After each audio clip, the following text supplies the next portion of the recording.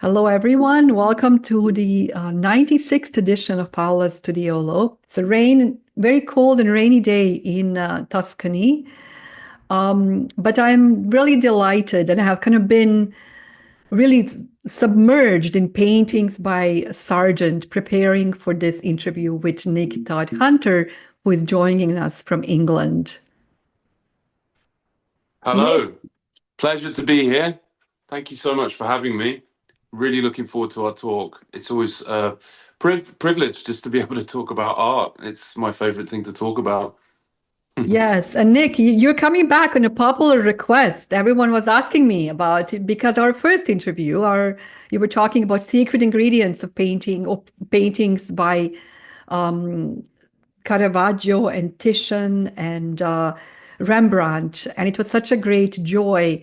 And Nick, I have to thank you for suggesting John Singer Sargent this time because it was actually a topic new to me, and I have learned so much as I have been preparing for this session.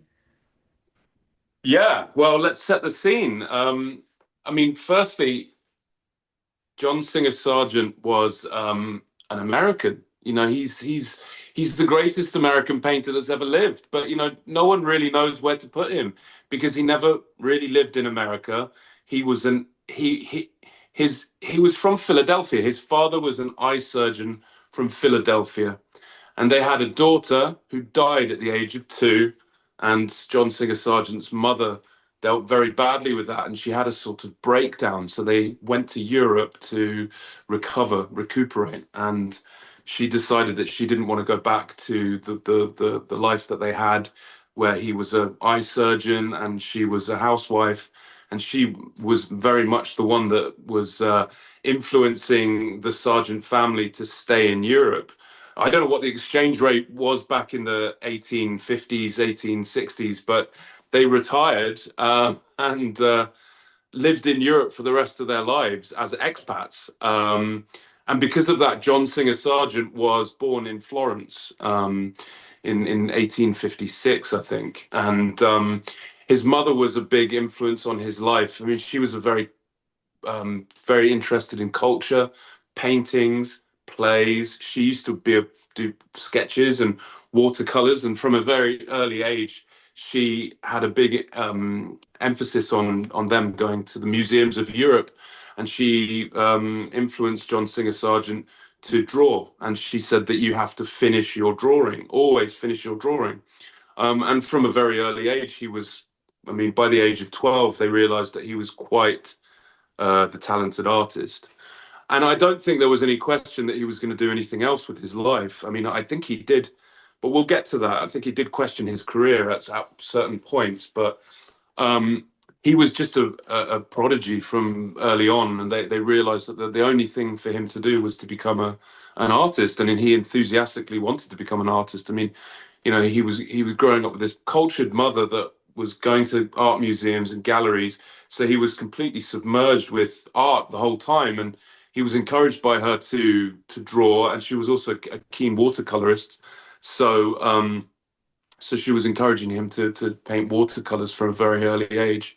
But eventually, the Singer Sargents decided that they would live in Paris, and so he grew up his teenage years was in Paris, and he went to art school, and then eventually he found himself in the studio of Carlos Duran, who was a Spanish painter, and living in Paris. I mean, at that time, Paris must have been seen as the center of the world culturally, and that's where artists gravitated to, and musicians, and it really was the cultural center of Europe. And so he found himself in Carlos Duran's studio. And in that very traditional sense, like Leonardo da Vinci or Michelangelo, they would go to the studio of their master teacher, and they would train with that teacher for a number of years before they were good enough to then go off and paint themselves. Now, Carlos Duran wasn't a particularly good painter. I mean, his paintings are okay, but they're nowhere near the level of John Singer Sargent. But he must have been a very good teacher, and sometimes in life that's how it works. You know, the teachers are very good at teaching other people, and then they create these extraordinary pupils. So John Singer Sargent was taught. He was taught the sight size method by Carlos Duran, which is a particular style of painting where you put the canvas right next to the subject in the studio, and you walk back 25 feet, something like that, and you look at the subject from a distance, and you compare it to your painting right next to the subject, and you walk up to the canvas, which is right next to the subject, and you paint exactly what you see. So it's as Leonardo da Vinci said in I think one of his sketchbooks said it's the art of or the business of seeing is very complicated, and actually, how do you look at something and how do you paint something? All these things have to be kind of taught to you. He must have been very talented, but he was taught by Carlos Duran how to look at the subject and paint it, what are the values, how to mix paint, how to draw, um, how to draw as you paint. All of those things seem to come to John Singer Sargent very, very easily, because he was painting incredible paintings from the age of 18. In fact, why don't we put the slide up, Paula, that we Before we organized? do, Nick, before we go on the slide, I wanted to just say a few things. I wanted to talk about you for a second because, in a way, you are an artistic nomad like Sargent was. You were born in Paris to Australian and parents, let's say. Your mom is from New Zealand. And now you live in London and you're also a portrait painter. So you train in Florence, and I'm wondering, how much of that classical training you received was something that Sargent would have found in his school in Paris. I know he had a very tough teacher who never gave compliments. And, how was that for you, that artistic education? Yeah, incredible. And we talked a lot about John Singer Sargent. He was. We just admired him so much. He's a strange artist because no one really knows where to put him. He grew up in a time. He came up in a time where the Impressionists were really fashionable painters. People like Monet and Renoir and Pizarro, whoever, Seurat. That was the sort of the fashionable, the fashionable thing to be into at the time, and John Singer Sargent didn't really fit into that sort of clique, into that world. So and then like you say, he's an American, but he never lived in America. He wasn't French. And when he first went to England, the English thought he was too French. And the Americans, well, I mean, what happened basically is he, well, thank you for comparing me to John Singer Sargent, but I don't think anyone really compares to John Singer Sargent. There's Well, no one but that paints like no one can paint like John Singer Sargent. There's no one alive that can, and there's very few artists that ever got as close. I mean, even if you look at Velasquez paintings, technically he's incredible. Velasquez is incredible, but they're stiff paintings compared to Sargent. Same with Van Dyck. There's a bit more movement in Van Dyck, but they're still stiff compared to Sargent paintings. Sargent is really up there technically with the greatest painters that have ever lived. I mean, you'd say technically, Van Dyck, Velasquez. You could even put Rembrandt into that group. But Rembrandt was a very eccentric painter, very difficult to but amazing. But a bit like Turner in the sense that it's very hard to understand how he painted. But they're some of the greatest painters in the world. And then 200 years later, John Singer Sargent comes along. He's one of the greatest painters technically that's ever lived.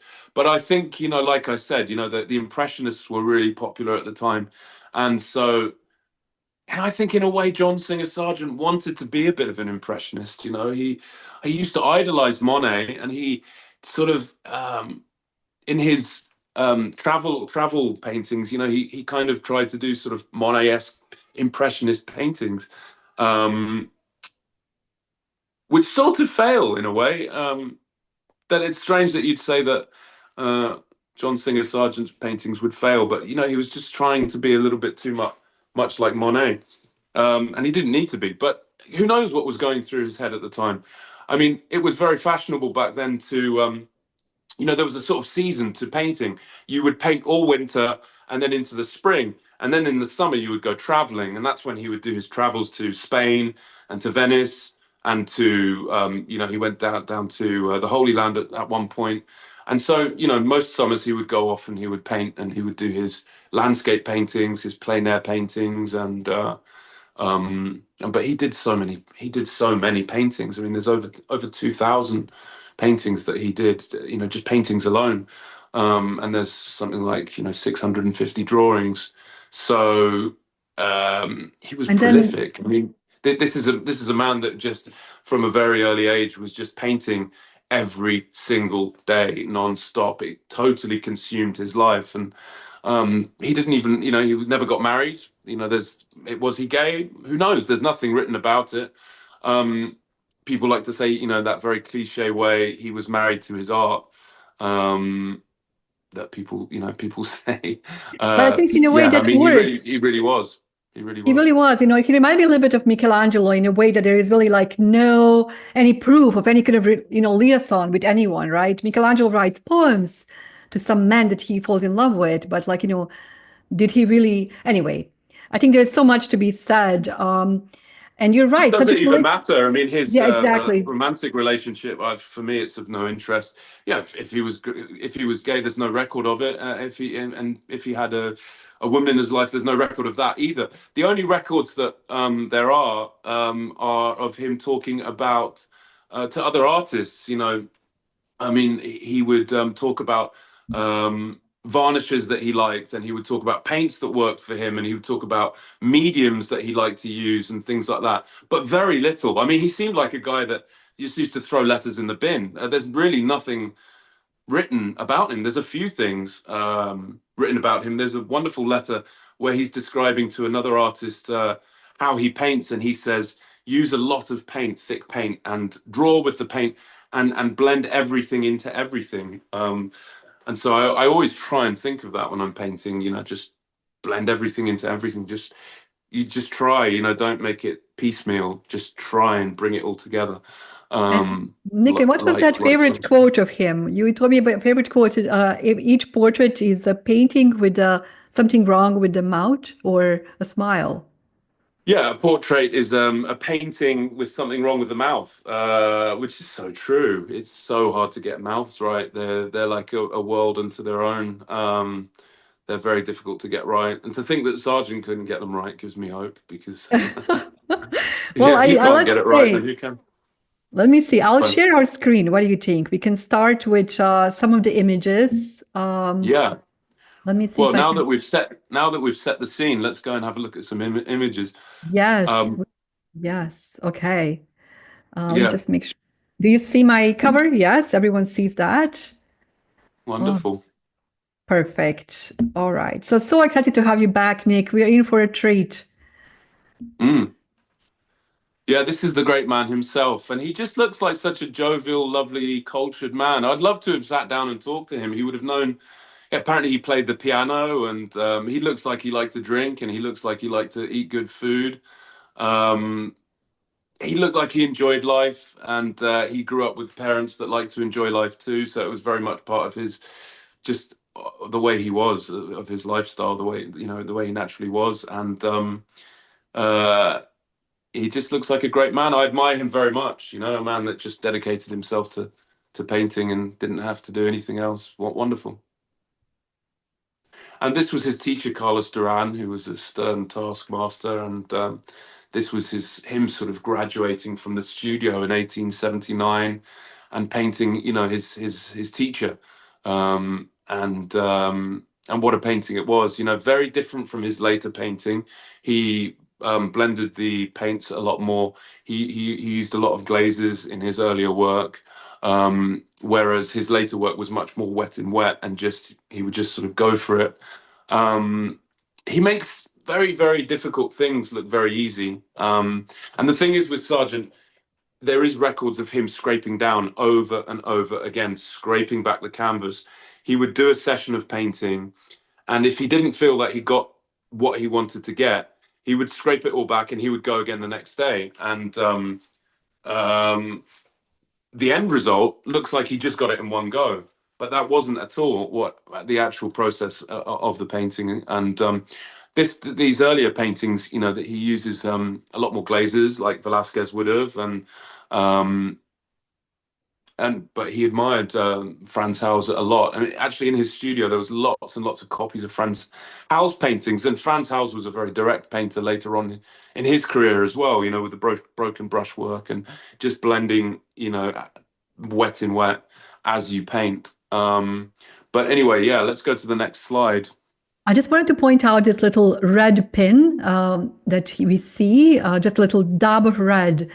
This was a beautiful pin given to him by the French Legion of Honor for kind of his attributions to the field of art. And I wanted us to, remember this because we will get to see Sargent himself later on with the same pin. So I just love this. He's in his studio in his school for 4 years. And then he kind of does this almost like his own introduction to say, now I'm on the scene as well. And, people can commission from me. So, But I mean, look at the colors that he used. Everything is so well designed. You know, he uses that Viridian turquoise seat. Then there's a sort of dark green pantalon, and then there's a lighter green jacket with the black beard, the black hair, and the sort of the whitey green, silvery background. You know, people say, "Oh, Matisse was such a colorist." You know, I always think, what on earth do they think is good about Matisse's color? He just uses bright colors. You know, this is a man that understands color. This is Sargent understands how to use color. This is an incredible color combination, incredibly well designed. Your eye starts at the top left hand side and it goes down with a flick on the bottom right of his hand with the perfect symmetry of color. You can't get a better portrait than this. This is the greatest work ever done. Okay, let's go to the next. He was great friends with all the Paris lot. I mean, so Rodin was there, the great sculptor, and apparently he even started a sculpture of a bust of Sargent that was unfinished, and has been since lost. But this is an amazing portrait. I've seen this in the flesh. Yes, last year there was a beautiful exhibition in London of Sargent and fashion, and this was one of the paintings in that exhibition. And they're astonishing to look at. I mean, I see them so much in books. It just does it no justice, obviously. When you see them in life, it's like seeing an old friend that you know, and it's always astonishing to see the quality when you actually see the quality up close. But anyway, yeah, this is, I mean, Rodin. The next one is, I think, Monet. You know, he's very good friends for his whole life with Monet. And Monet was a sort of a similar guy. Of course, Sargent spoke 4 languages. He spoke fluent French. He basically grew up in France, and he spoke Italian, and he spoke English, obviously, because his parents were, you know, English-speaking Americans, and he also spoke German. But he would have, he was great friends with Monet, and they traveled together. Like I said, you know, the sort of the fashion, well, not the fashion, but the seasonal nature of painting back then, where in the summer you would usually travel and go, you know, traveling and painting. You'd go with your painting friends, you would go with your artist friends, and he went with Monet. They traveled together and they painted together, and this was this was his profile of his friend Monet. I also love that he gave this painting as his diploma work in the National Academy of Design in 1897, which I think is really neat because he's kind of paying an homage to an older colleague and a friend, but also connecting himself in a way to this legacy that Monet started. And as you said, Nick, he spoke Well, I all the think he languages. admired Monet very much. Monet Monet was a very good painter. He understood color, and he was really doing groundbreaking things in art. I mean, he was considered a modern artist at the time. And Sargent, I think, wanted to be slightly like that, but didn't really know how with his classical training, and maybe didn't have the the guts to do it, or wasn't brave enough to try. But he just stayed in his lane, Sargent, and he was very, very good at what he did. But I think he looked at Monet in sort of admiration because And you there are some paintings where you think, "Oh, he's kind of trying to be like Monet there." But there's no paintings where Monet's trying to be like Sargent. You know what? I think it's also interesting you said, he spoke all these languages, right? Which I think is really lovely because he could speak to his sitters in their own native language. And also he's seen as an outsider everywhere he comes. In England, Yeah, I think he even describes himself like, oh, I hope I can make my name in England because they see me as beastly French, and then yeah. for Americans, he's actually kind of a European artist. He spoke English with an English accent, Well, not no, the. he was the Americans loved Sargent. They welcomed. They were the one country that welcomed him with open arms. He was sort of seen like his returning hero coming back to America, and they were very, very generous to Sargent, the Americans. But he didn't feel American.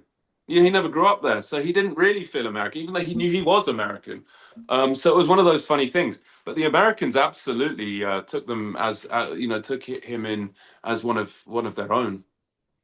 Yes. And I think the British wanted to give him the actually English passport, which he refused. Anyway, we'll talk more about this. Let's keep going. This is one of his first real entries to the French Salon, right?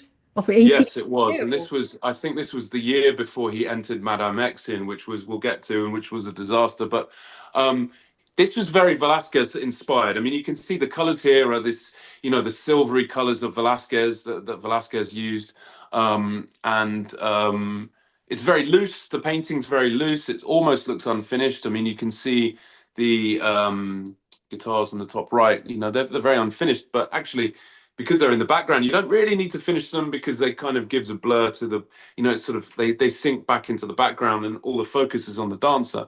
But this painting is just so alive. I mean, look at the man clapping, the shadows on the wall, and the men playing guitar. It just looks absolutely alive. And like you said before about color, you know, the symmetry of color that he's got in this, the Velasquez-esque silvery grays and things with that pop of red. That's someone that knows color and knows how to make the eye, how to design a painting to, be in control of where your eye goes and everything like that. It's just incredible control. He did this when he was very young as well. He was in his 20s, and this was considered a real success at the Salon in Paris. He was admired, and he was an up and coming artist that the French really took on board as one of their own, and he was considered an up and coming real talent in the Parisian art world. And then if you go to the next slide. I just wanted to say, look at that hand of the dancer. Does she remind you a little bit of Caravaggio? Little bit. I mean, he was looking at everything, but yeah, I mean, he would I have think known Caravaggio. He would have known the old masters. I mean, the thing is about Sargent is he had a deep knowledge of art history, and he was using the old master language of the old masters in these at the time they were considered modern works of art, um, and he was doing that much more than other painters, I think, and because he had the technical facility to do it, to be able to do it as well. He admired Manet, but I don't think Manet could paint anywhere near this level. we do have a Um, Manet. Here is Manet's because he admired him deeply. These are both of these were on the Salon of 1882. Both of them kind of considered a great success. Yeah, I mean, they must have been friends, and I think he admired Manet because Manet painted, was considered a painter of modern life. They look dated to us now, these paintings, but at the time they were very modern. A woman at a bar, these things hadn't been painted before, and I think Sargent wanted to do things like this.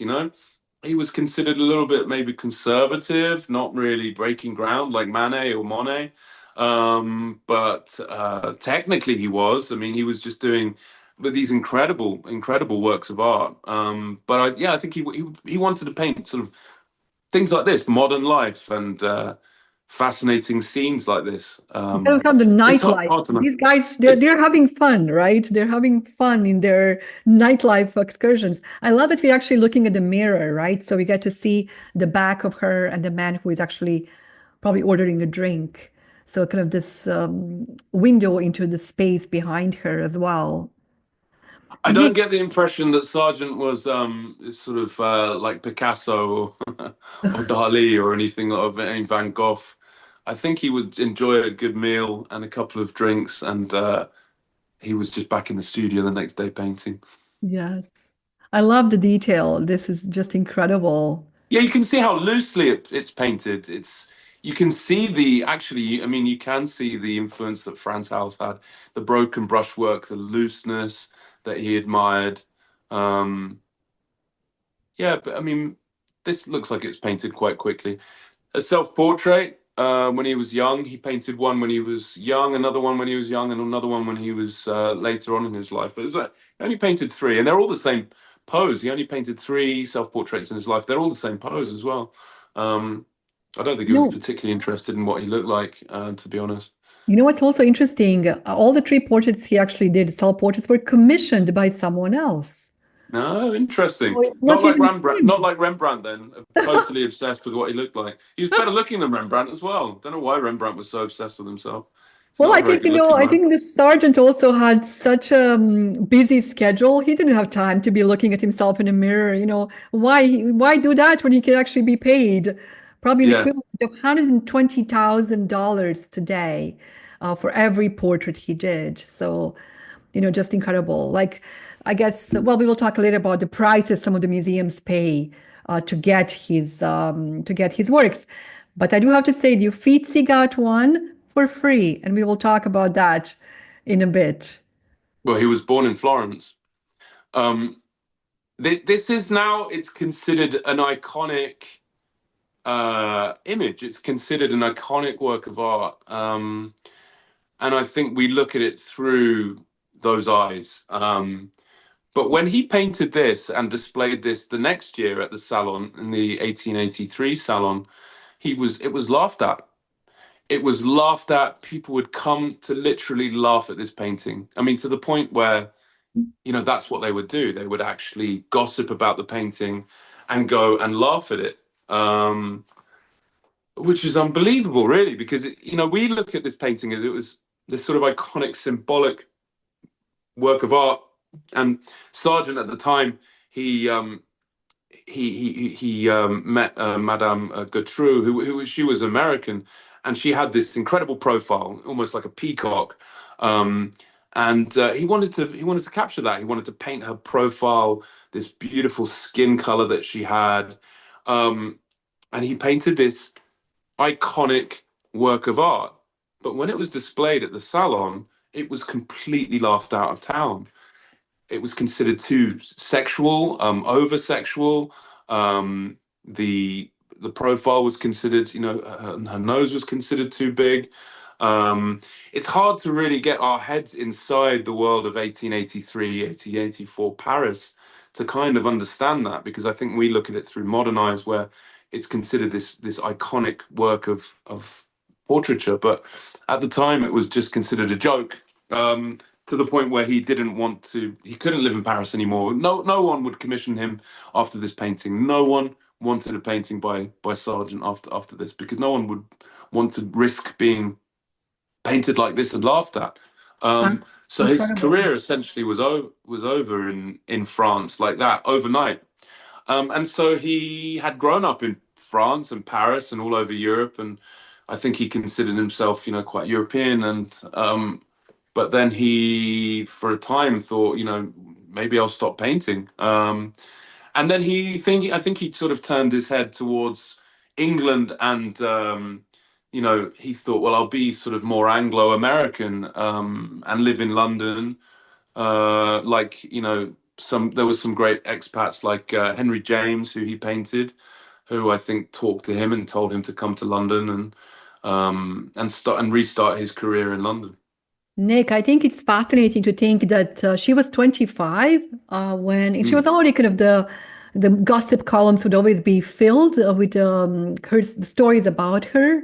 Even though she was, Mm. I think, yes, she was born in New Orleans. Her birthday was just a few days ago, actually. Um, and then she goes, I think, to Paris at the age of 8. So she was kind of like an outsider as well. But one thing to be said, it was He Sargent. didn't. She didn't commission him for this. He Exactly. wanted to paint her. He came up with the idea for this. Completely came up with the design. He thought it would be a groundbreaking work of art. It would be the next. It would be the thing that people talked about in a positive way in the salon. With her profile, with her peacock-esque kind of profile, with that incredible nose that she had and the skin tone. But it didn't have that effect at all. And the French just totally ran him out of town.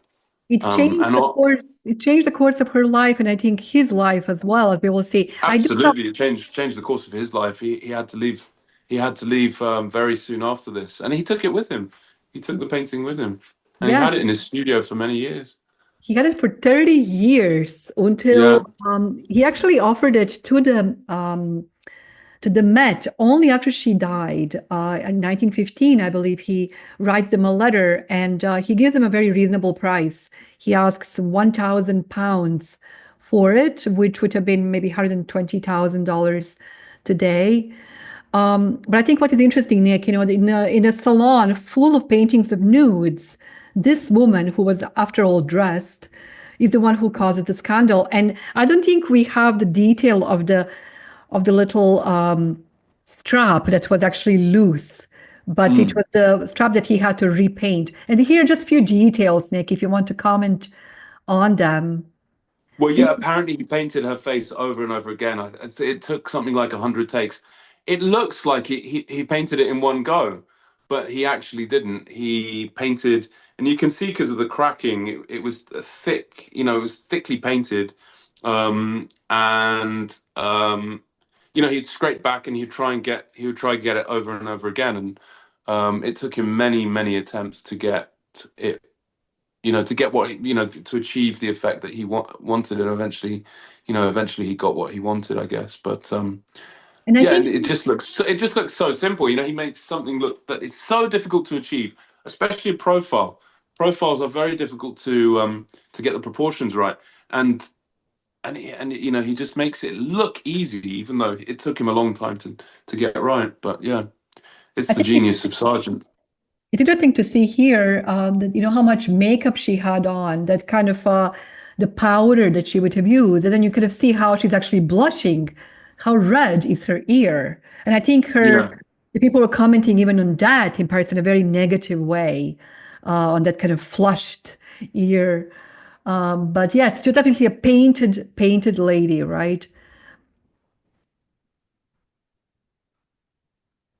Yeah, just beautiful details. I mean, doesn't get better than Sargent. He's the greatest. But yeah, I love how her wedding band is just a one tiny dab of gold. incredible, isn't it? Yes, So yes. simple. He just makes everything look so simple, and it's really, really not. It's some of the hardest. Yes, and I think, Nick, they probably put two of these young expats, they had no idea they were actually defying conventions so much. I don't think they expected that they would be thrown out of town, Yeah, you know. yeah. I'm just repeating, okay?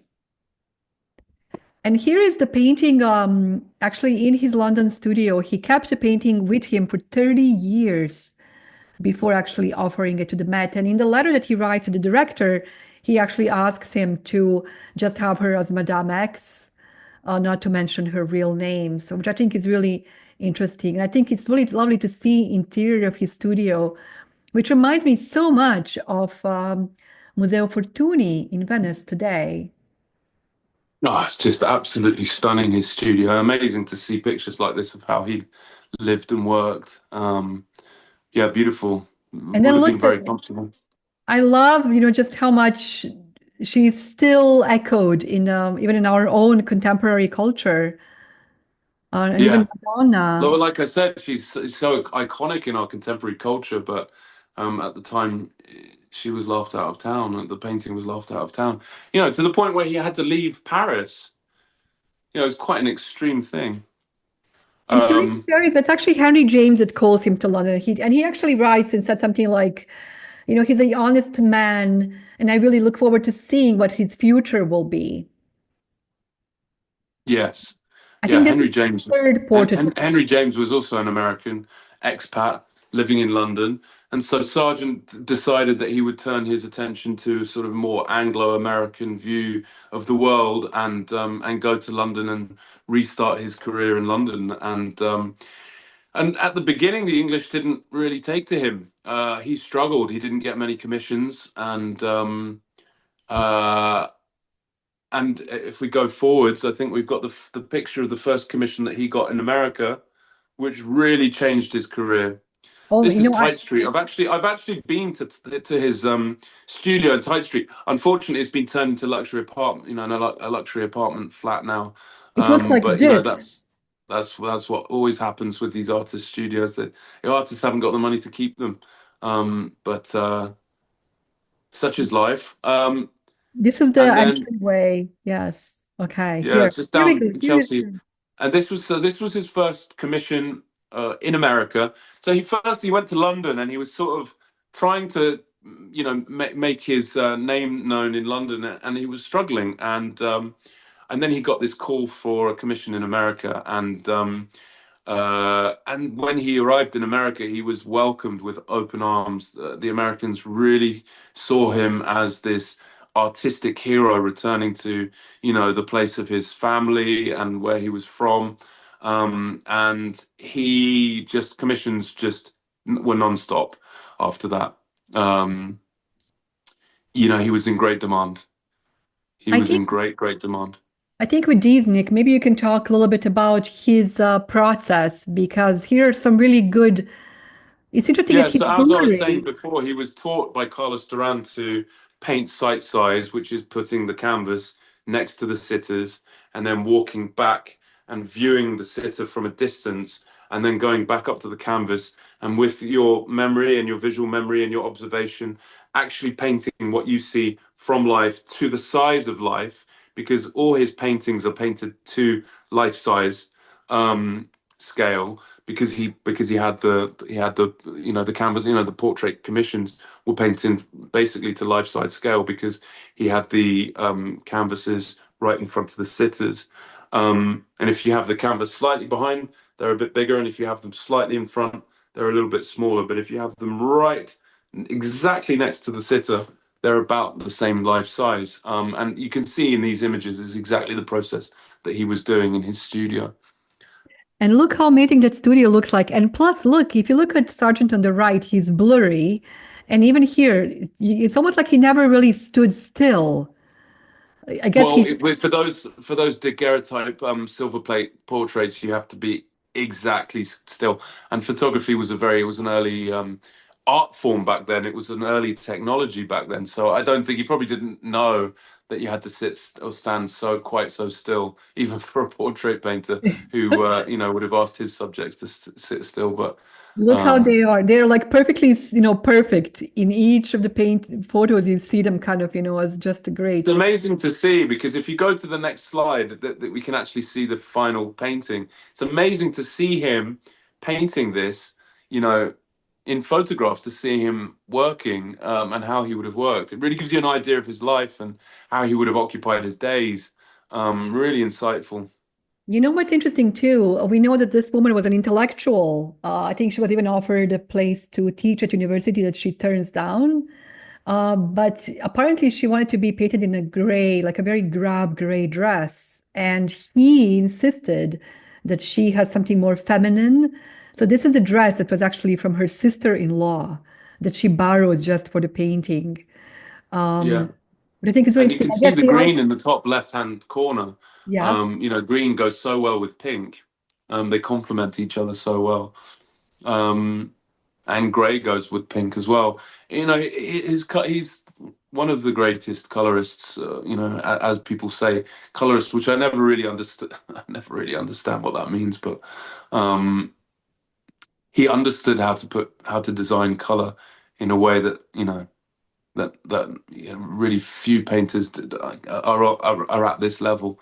Um, Carnation Lily Lily Rose was painted over 2 summers, and he was at his friend's house, and he would get these children to pose at twilight every night for months on end just to get this specific light. When you're looking at this painting, there is the light of twilight. There's that silvery twilight with the lanterns on. It's incredible. You can't really get the feel from the computer image, but it's at the Tate Britain, and it's amazing to see, and it's really thick, and you can see that he's painted over and over and over again to achieve the result he wanted to achieve, and it's painted without much medium, just straight out of the tube. I guess he was using paints from the tube. He would have probably been mixing lead white as well, but it's thickly painted on top of, over and over each other. He was just going for this. He was going for this, what he was trying to achieve, over and over again, and it's an incredible painting. Yeah, I mean, he was friends with Robert Louis Stevenson, very good friends, and he had lots of very cultured people like this that he was in these circles of these people. This is a bizarre painting. I mean, if Robert Louis Stevenson looked like this in real life, well, he must have, but his fingers look, these tiny little fingers that he's got, and these skinny legs, and he looks like a very peculiar man. I think, Sargent actually describes him as a very, that he says he's never seen a more agitated person, like a nervous, this nervous Well, he energy. looks like that from the painting as well. You can see he looks, he looks thin with, nerves, like a nervous energy, like he lives and functions on nervous energy. And I loved kind of the empty space around him and then his wife. I think even Stevenson said, like, my wife looks like a ghost. But Yeah. she almost like she's this, Moroccan kind of figure there, interestingly. Because there's like a divide between them, that's for sure. He does paint this Yeah. And writer. also just, Here's another one of his. And I love it. It's yeah, you actually, can see it's a, the, mhm. long fingers of Robert Louis Stevenson are very interesting. He doesn't look that well though, does he? He doesn't look very healthy. Looks like he Actually, you know what? smoked a lot and quite nervous. Here he was actually already, I think, sick when he paints this. This is the third of the three portraits he did. And it was actually commissioned by a banker in the US who gave it to gift as a gift to his wife, who was a big fan of Stevenson. Nick, I love how his shoes kind of get out of the frame. Yeah, I mean, his design, we don't think enough about, how a painting is designed, because, it's very hard to really, break it down. You're just looking at an image, but when you're painting a painting, it's all these things you have to think about all these things. How is this image going to work? How am I going to achieve this, this image, and how am I going to make it work on the canvas? And I can't tell you how difficult it is to, get the hands to work right. Get the colors to work right, get the legs to not look too long, and get the body to, look in proportion with the legs. Everything just in symmetry, and he just gets it right. He really does get it right. How long do you think they would have to sit in this pose? For how long? Hard to know. Later on in his career, he painted very quickly. Earlier on in his career, he was quite. I think he was ambitious, and he really wanted to get things right. And I think he set himself very high standards early on in his career. And he built this incredible name, but for himself. But I mean, later on in his career, I think he was painting really quite quickly. And I think even Hard to look, know. I think, like Lily Carnation, Lily Rose. I think he just for 2 summers went for it. I want to just say about this one. I think he does this one for the 70th birthday of Henry James, and it is actually the friends, Circle of Friends, who commissions him to do this. And by this point, we are now in 1913. Sargent is like sick and tired of painting portraits, and he does this. I think he even like confesses to Henry James that he's tired, that he doesn't really want to do this. But I think he does. Yeah. Look at He the gave way. up on painting portraits. He basically retired from painting portraits. He just wanted to still paint, but he didn't want to do commissions anymore. And So what he did was he did charcoals of people that asked, and charcoals would have taken a couple of hours. Um, and so, I mean, there's even records saying that he'd do a charcoal head in half an hour. So Wow. um, he would give the charcoal heads to people, and there's many charcoal heads of his. But yeah, essentially, he got sick of painting portraits and wanted to focus more on his landscapes. And then, of course, he did the famous mural series that he did in Boston, which took him about 30 years. He wanted to focus on that as well.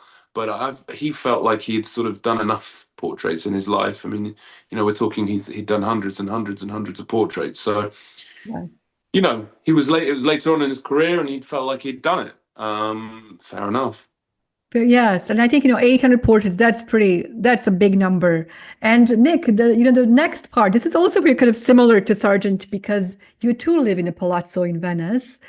And let's talk about his Venetian moments a bit. And I was thinking about this, how much Sargent actually paints Venice and how much he's inspired there. Yet, I don't know really of any works he does in Florence.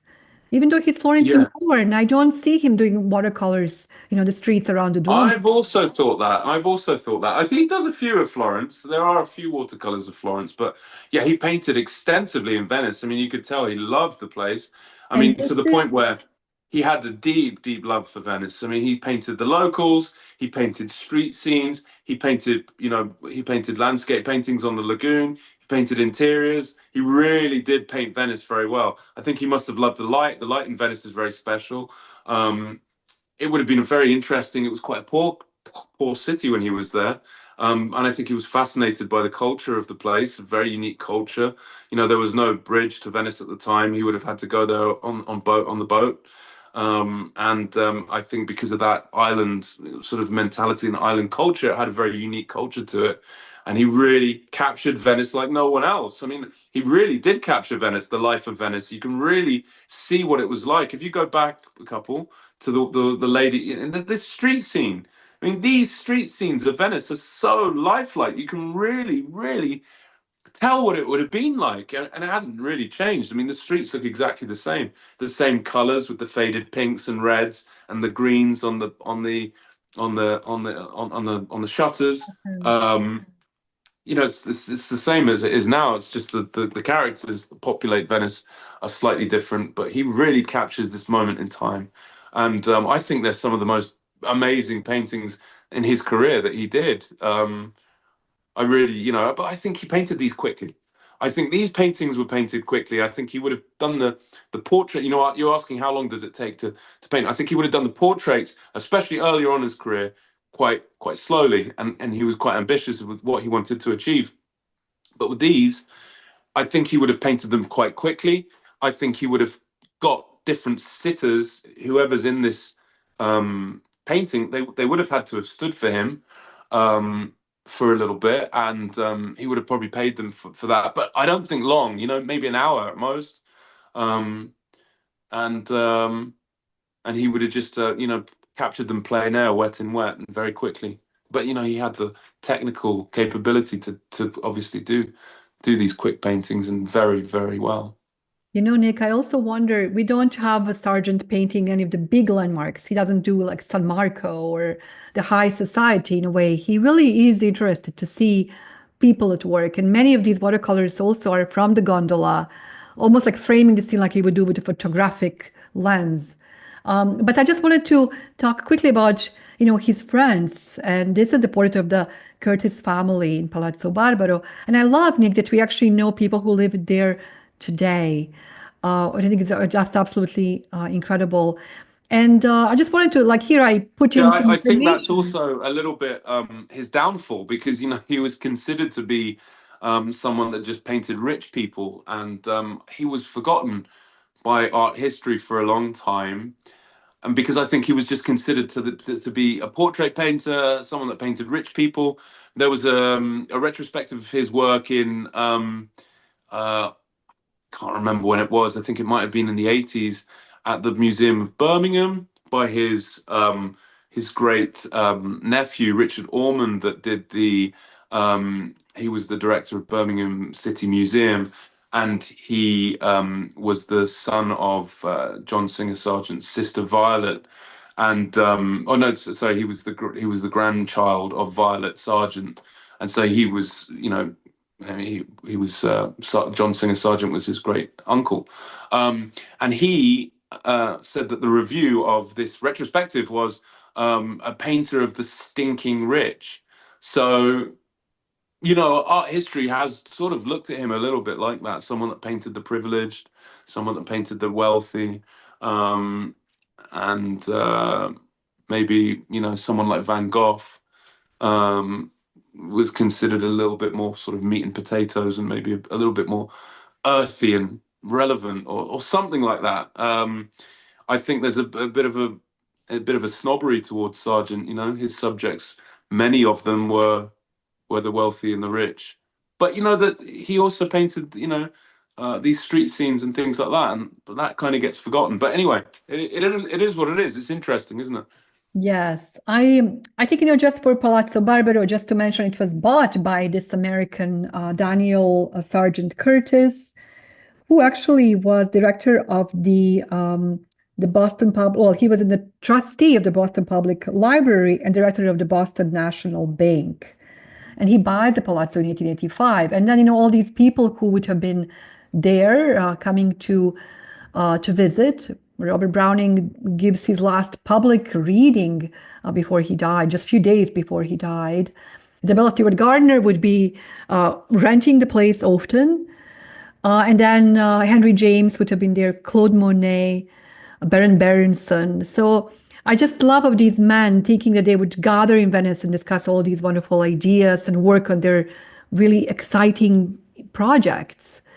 As they still do. I mean, the art world still congregates in Venice for the I Biennale. know. Nothing changes really. But yeah, this was really the inception of that. Is it the inception? And Venice has always been the center of the arts. I mean, you had Titian and Tintoretto, and you know, this period of time, it was the Impressionists and Sargent and Henry James writers, and it's always attracted the great artists of the world. It's just a magical place.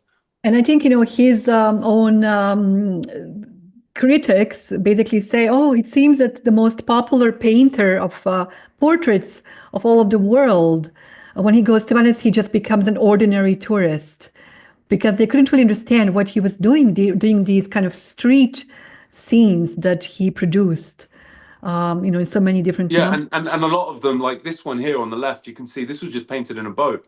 He would have had an umbrella above him, or he would have been in the shade on the side of the canal, and he would have just painted this scene. And often, when you look at Sargent paintings, you know, a lot of them are these random scenes that he just sees anything, and he was that good. He could just see anything, and he could just paint it.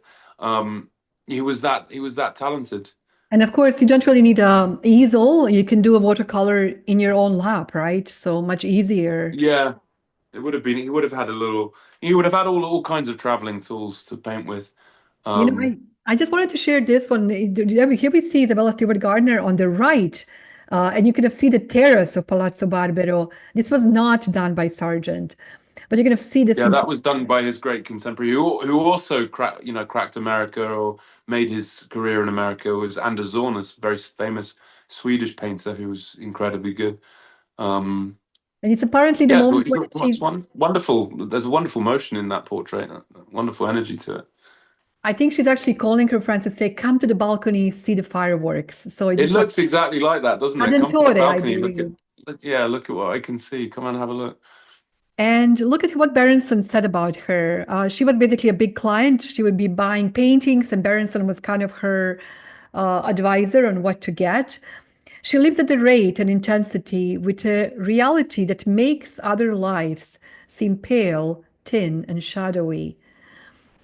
And she's also the woman who had a huge loss. Her son died, and I think this was the trip to Venice was really kind of to keep her spirits up, and it is why she would come so often. At the end, inspiring her own museum in Boston. It kind of looks like a Venetian palace. I have not been to Boston yet, so I can't wait to go and see. But I just wanted to show two portraits that he does of Isabella Stewart Gardner. What do you think about this one, Nick?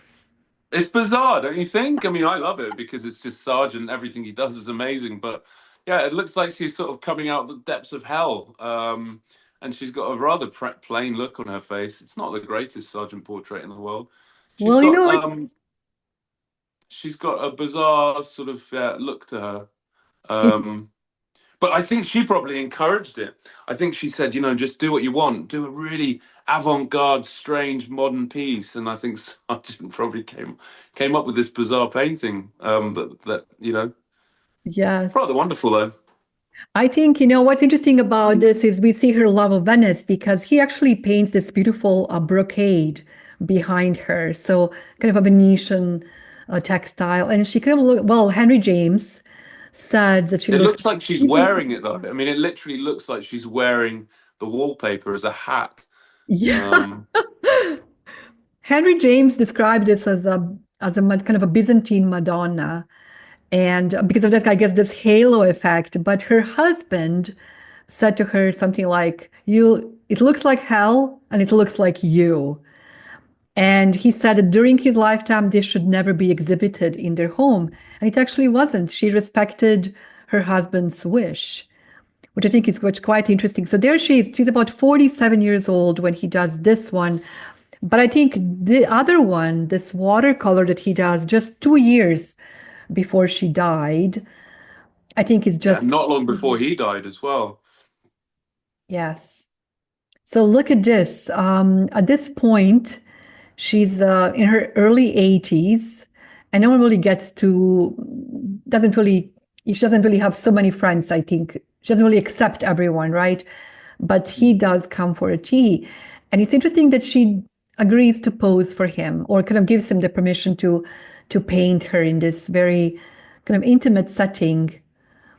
And I love Yeah, that. he really captures the moment, though. I mean, that's the genius of Sargent. He really captures these moments in time that I mean, you really can understand this moment in time. Not everyone can do that. There's a facility that he has that's very, very. He just paints the atmosphere as well as the psychology of the sitter. And it's just incredible capacity for paint that he can do. And he could do this with watercolor, he could do this with drawings, he could do this with oil paint. He could just do it all. I love that, there's this, obviously she has this white blanket which it kind of wraps around her. So she looks like an, empress sitting on a throne. And look at this, the Yeah, deep, I think she was quite sick at the time. That was the thing. And I think that's why she didn't want to be painted because she was very unwell. but Um, yes. But look at the way how much dignity he gives her, almost like she looks like she's someone who is Otherworldly. otherworldly. Yeah. Yeah. So I think it also speaks about their friendship. I really believe they, Yeah, no, definitely speaks about the friendship. And I get the impression that Sargent he was a very softly spoken, charming but not overbearing um, man. Quite shy, quite ambitious. That he wanted to show the world how well he could paint his genius through his art. But quite softly spoken guy, not overbearing at all. So interesting that yeah, she allowed him into her yeah. life at this stage in her life. I think they probably just speaks about, the deep friendship that they had and respect for each other. Um, Mm. Here is this one. I think we put few of these portraits of the women at the time. Maybe this one is interesting one to point out because this is actually at the Getty. Uh, Yeah, and but there's hundreds of portraits like this. I mean, they're just incredible works of art. If you compare this to, a Van Dyck or a Velasquez, there is movement in Velasquez paintings, and what Velasquez did was very clever. Of course, but Sargent is doing it over and over and over and over again. It's incredibly hard to do, and he's just doing hundreds and hundreds of these portraits. It's just incredible to think of the amount of work he did at such a high level. If you look at early Velasquez paintings, well, they're interesting because they're not that good. Or you look at early Rembrandt. It's interesting that he painted like this later on, but his early paintings aren't that good. When you look at Sargent's, everything's genius, everything's good, everything technically everything's incredible. I think this one is interesting because she looks so thin. I think the big, kind of oversized sofa behind her kind of helps. But this at this point, she already had three children, so I doubt her waist was, this tiny. And the hand, the right hand, we see one of her children actually said that she had a cigarette in her hand. So it's not that she's pointing us to come and join her. She was actually holding a cigarette in those Yeah, between. well, but that was another thing that some people didn't like about Sargent. He they thought that he painted them, made them look too good. That he never painted any, like you're talking about the thin hips and he made women look very pretty and things like that. That was considered, he was making them look vain, and that was considered like a negative towards him. So, yeah, Interesting. it's, This is an interesting one because, the Getty, one of the interviews I read on their website, they were speaking, okay, does she belong in European art galleries or American art galleries? And they said they keep him in American art galleries because he was an American. I want to just say this was, I had put this, I couldn't help but put a Titian to the right because look just how incredible this portrait of Ruby Still is from 1902. Uh, yeah. I think Well, about I think he was influenced by Titian, but we know for a fact who his big influences were Franz Hals, which is surprising because, Franz Hals isn't everyone's favorite, but, Sargent really, really liked Franz Hals and Velasquez. He loved Velasquez and he loved Rubens as well.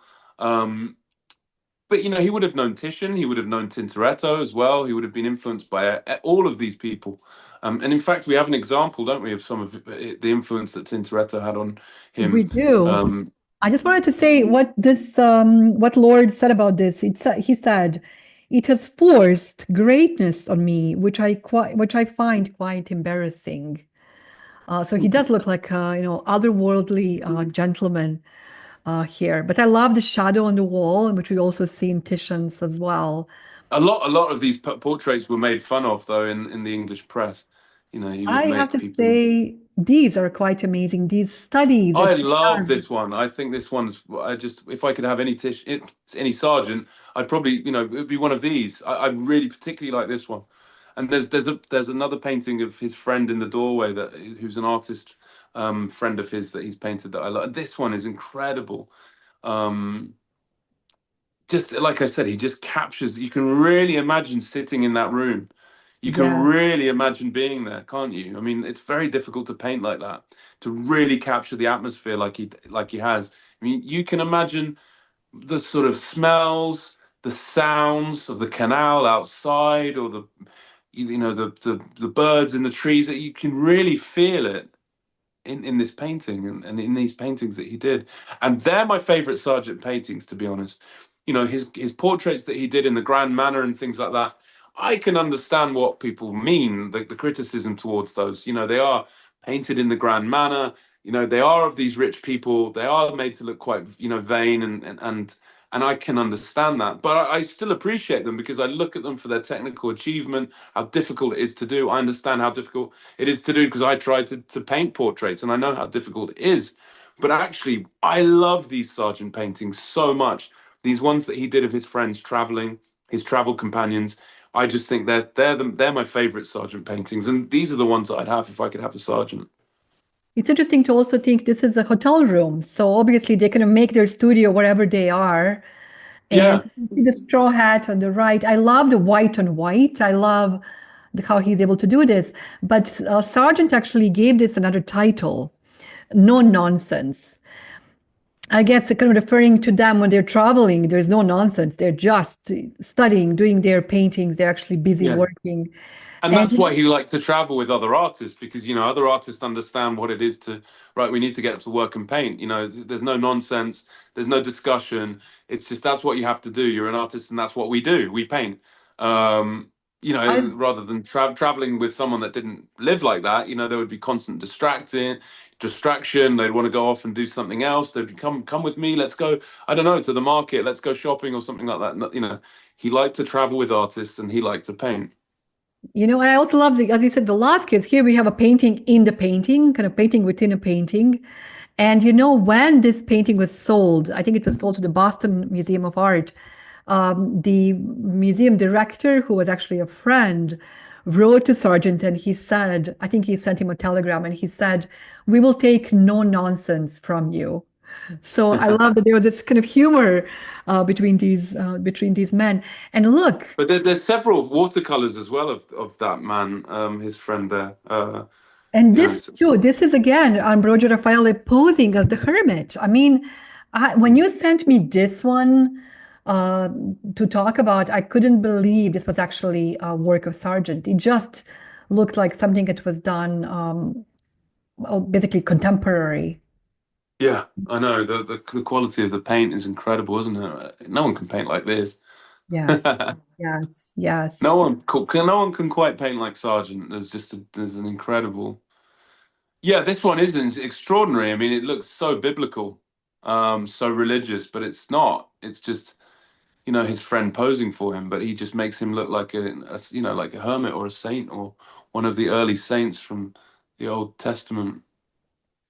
And I love how he can just put a little dab of a color in the eye. He can tell us so much.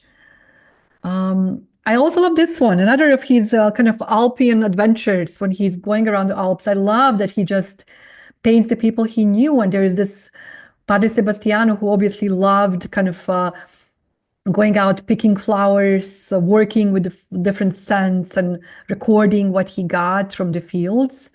I just love these interior scenes. And you can obviously tell this is an artist who just does this for pure pleasure of Mm. recording someone who is dear to him, recording a moment in life.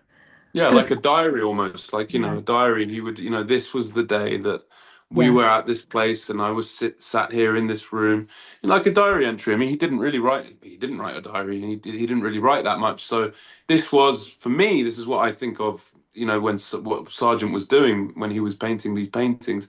He was basically recording his life like a diary, but within paint.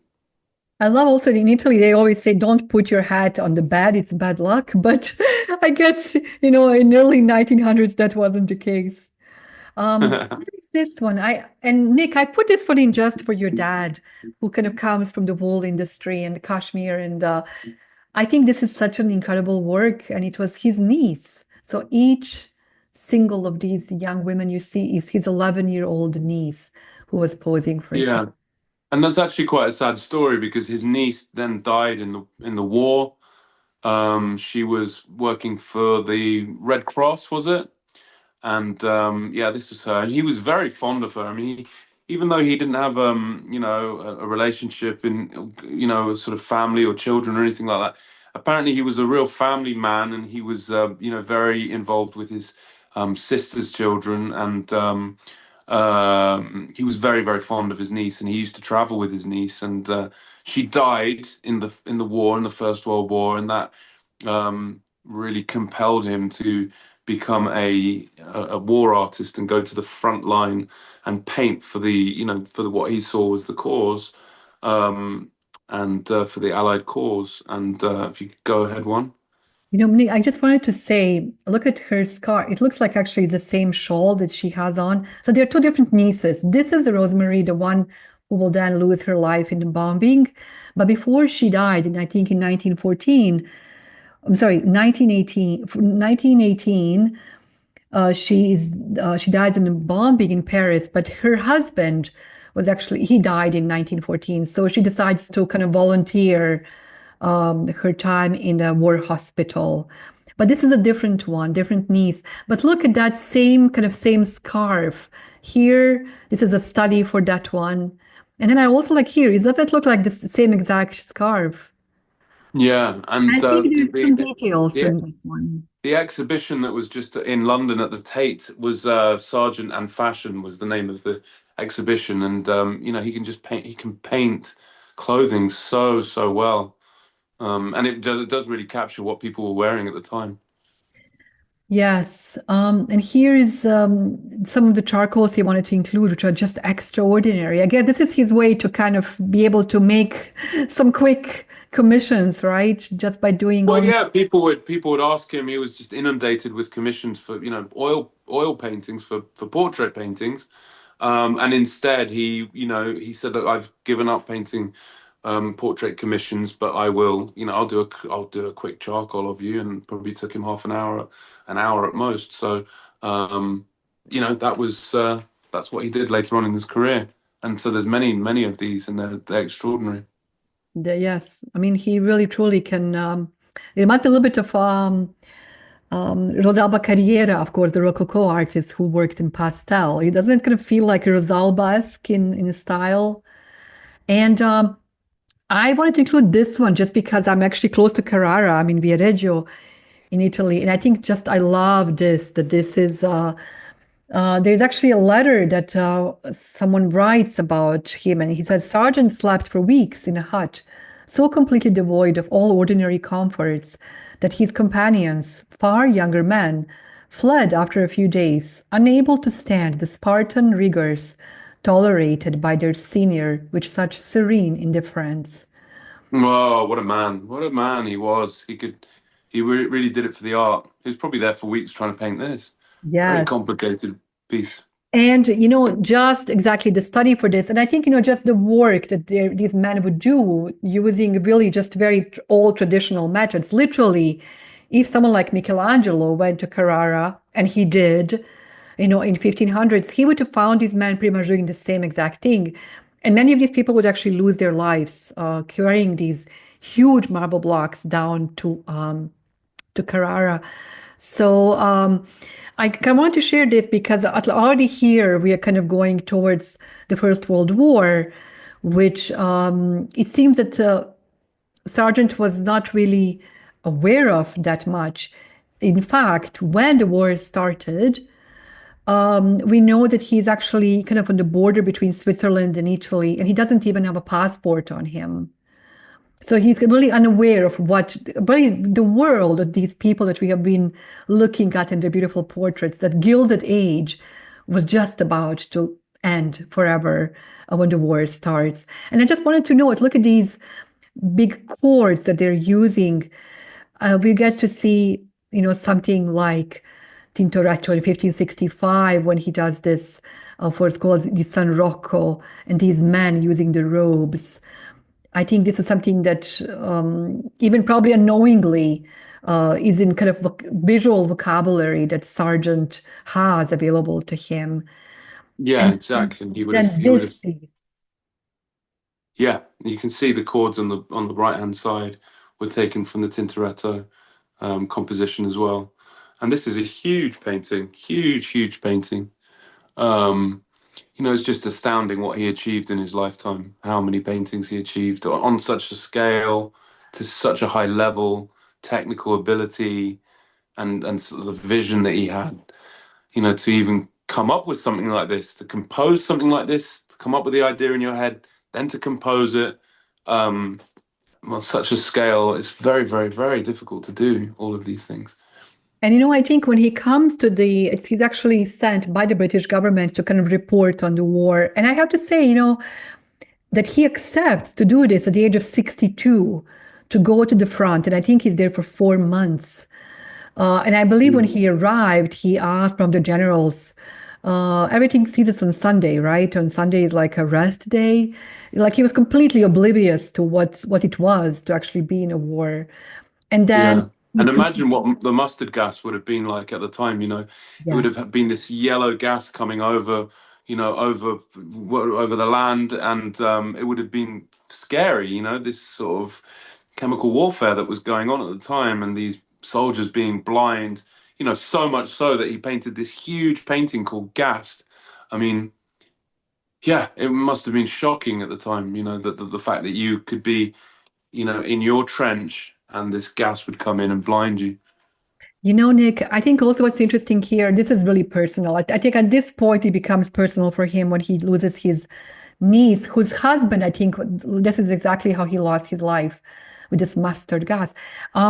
So I think this is kind of like homage to his own family. But look in the back. I don't have the detail, but all the way in the back, there's actually a soccer play. They're basically playing soccer.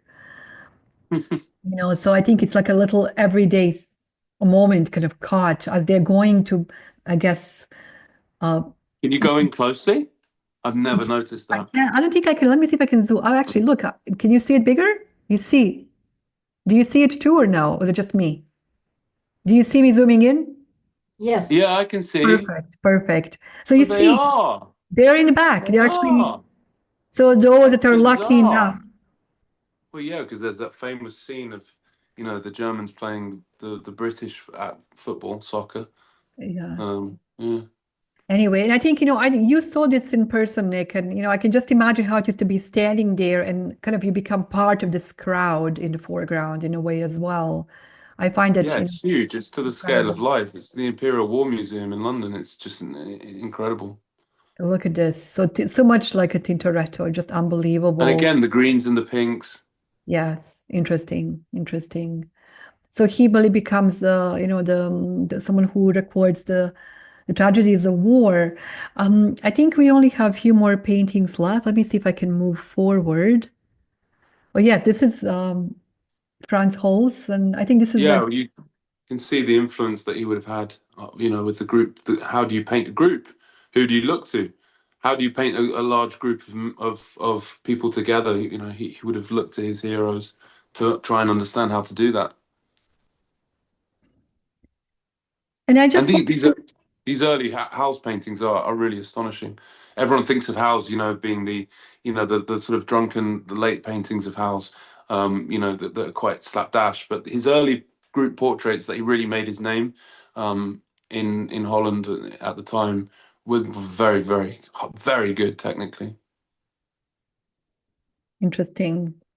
And then look, I just wanted to kind of see what is actually on his tombstone, which I think is so fitting, like for someone like him who painted 800 portraits during his lifetime and then about 1800 other works of art, not to mention maybe the drawings and things like that. And laborare è storare, to work is to pray. And I guess this really was his way to pray, just working probably every single day as he was growing up. Yeah, well, I can understand that And absolutely.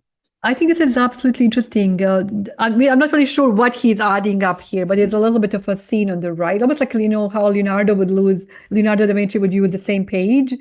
So here's a study kind of a valley, but then he's obviously adding some stuff up, and you kind of wonder, how big was the fortune that he amassed in his lifetime, because he was really well paid for what he did, and I kind of have a You sense that can't take it with you though. Can't take it yeah. with you. But yeah, no, he seemed like he lived a very good life. So he had enough money to move around and do what he wanted to do. Yes. And I have a feeling his sisters were close to him too, his two sisters, and then all the nieces. It feels like they were, very tight-knit family because, of course, their upbringing was so unconventional that they probably Yeah. were very close to Yeah, each. you get that feeling. No, definitely. He was a family man. He was very close to his sisters, and Yeah. just a good man, a loyal person, a loyal friend, a good friend. Yeah. He comes across as a good, really good person, actually. And, I wanted to finish with this one from the Uffizi just because, of course, it all has to come back to Florence somehow. He was born in Florence after all. And what do you think about this one, Nick? Well, this is my favorite of his self-portraits that he did, so I'm glad that the Uffizi got the best one. But yeah, this is him later on in his career. Doesn't seem like he painted them particularly, he just did them quite quickly. Um, Probably several sittings, and as yeah, sort of something to do to keep his eye in or something like that. He didn't really obsess over his self-portraits at all. And actually, I'm sorry, this is the wrong date. It's 1906. And I even have a huge Uffizi catalog. Let me show you how big that is. Okay. It is this big. Okay. It's like I don't know how many pounds this thing is, but I checked to see when it enters the Uffizi gallery. And But this is in the Vasari corridor, isn't it? which it is the wasn't. corridor that's dedicated to self-portraits. Yes, which they now emptied out, and it's now just an empty, boring walkway between Uffizi and the Pitti Palace. So this was part of the. I actually saw this in person, and it's actually the Uffizi that Herbert Horn, the collector who lives in Florence, and then he left his collection to the city. So there's a Horn Museum. He actually suggested to the Uffizi director to ask Sargent for a self-portrait, because all of the portraits that were in the Vasari corridor were actually the Uffizi would ask the artists. And this started with Medici Cardinal, who was the first one going to start asking people around him to give a self-portrait as a gift. So in this case, this was the last self-portrait that Sargent would do, and Uffizi asked him. So this was the gift. And I think he even sent it to them with a frame, and there is a signature and the date in the upper left corner. And I just love right here, we don't really see it so prominently as on his teacher, but there is that little red pin of the Legion of Honor that was also given to Sargent for his own contribution to art. So in a way, he does the whole circle towards the end of his career. Yeah, full circle. Nick, I'm going to stop the share. Oops, sorry. I know we have kind of went along over our time, but Nick, this was so much fun. Should we Thank look at you. the questions? There is so many questions that we see here. And I think actually Evelyn has raised her hand. Yes, I have indeed. I have two questions. Firstly, I know that Madame XX is supposed to be his big painting, and I get it. It was a big scandal at the time. It was not his greatest painting. It's, for example, my favorite of his is, I don't know the name of it. It seems to be a peasant woman dancing, and the hair is quite loose. It's a little bit from the side. Was it just a scandal of that picture at that time that made it still so big now? Because I think in terms of painting style, I don't see, that it was such fantastic. And my other thing is, the picture was shown on Nonsense, and I immediately thought of Sorolla, the Spanish painter. And do you see also a little bit of a connection there? Because I certainly see it sometimes in the way of shadow and light, and also perhaps even of his painting style. And Sorolla also had this big love of family, as apparently Sargent has. Or is it just me who sees that? No, I think those are two very good points. Yeah, I also think that Madame X is. I think it's iconic, and I think it's it's an iconic, very symbolic kind of unique image. But it's not one of my favorite portraits by Sargent. I completely agree with that. I think it's very odd looking. I think he was trying to push the boat out when he did it. He was young, and he was really trying to make this iconic kind of. This iconic kind of painting, this new sort of portrait, like I said, with this sort of peacock profile and things like that. But I think he went a little bit too far almost, and he was laughed out of town by the French. Yeah, so it's interesting, that portrait. It's became a very symbolic painting in his career, because it's what ended his career in Paris. But I kind of agree with you. I don't think it's his most successful portrait by any means. And So I think yes, it's a little bit.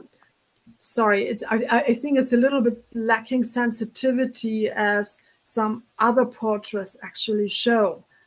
absolutely. But he was really trying to do that. He was trying to be the talk of the town. He was trying to paint that painting at the time. He was trying to make it, everyone's going to look at this painting in the salon, and it's going to be it's going to be the painting that everyone talks about. Because when you put a painting into the Paris Salon, you wanted to be the artist that people talked about. It had the opposite effect, unfortunately for him, where they laughed at him, and everyone was talking about that painting, but they were talking about it in a negative light.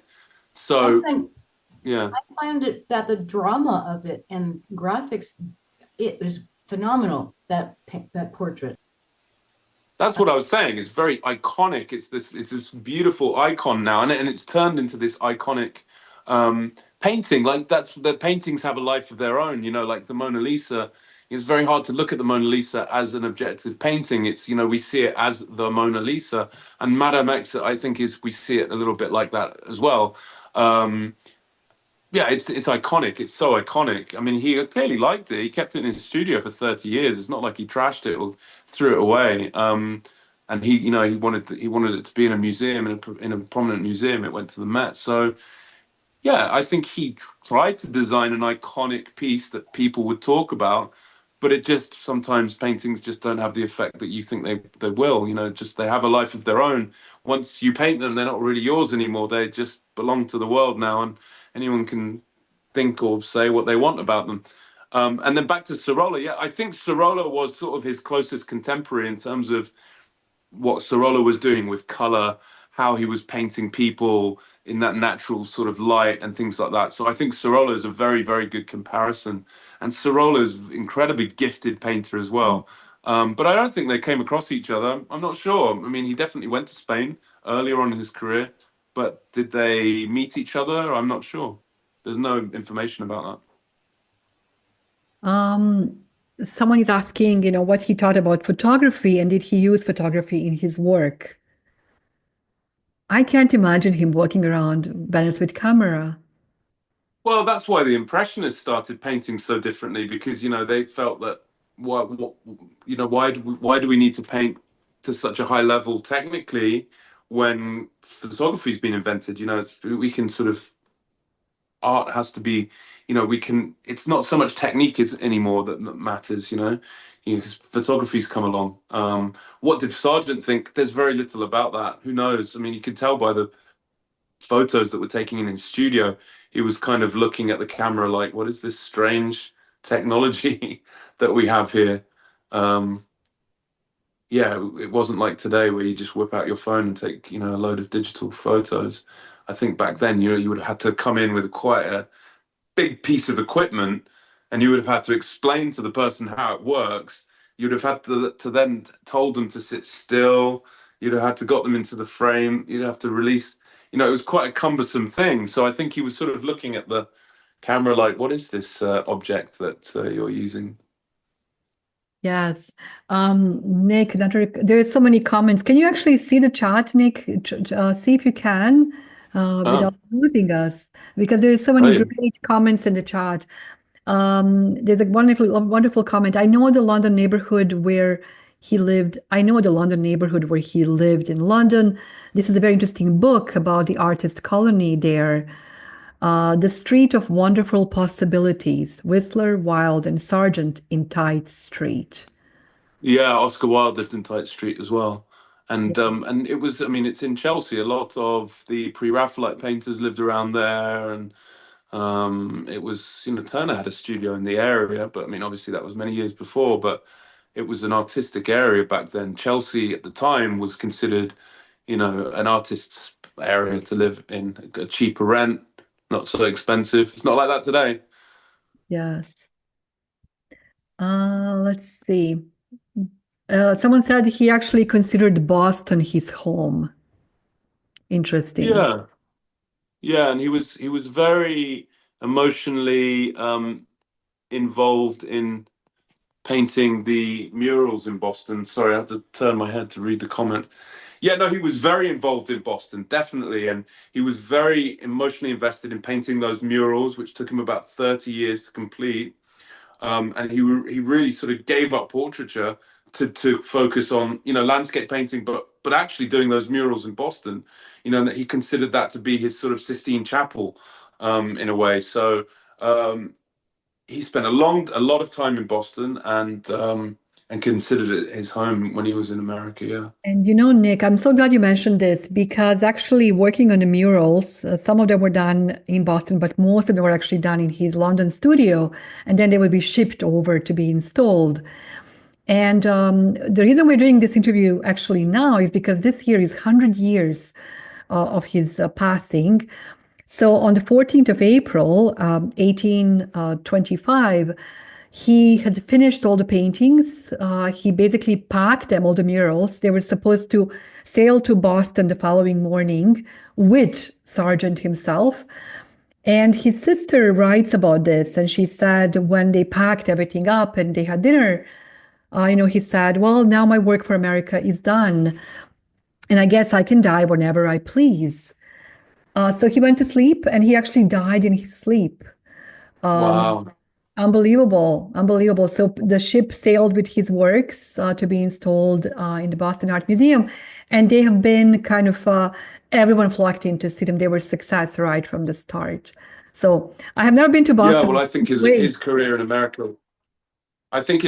America, was very successful, and he was, like I said earlier on in the talk, he was taken really under, into people's hearts in America. They considered him American. They considered him an artistic hero returning from Europe, and they were very, very generous in America to Sargent. And I think they still are. I think, he's considered an American artist, and I think he should be. He's one of the greatest American artists to ever live, and I think he should be remembered like that.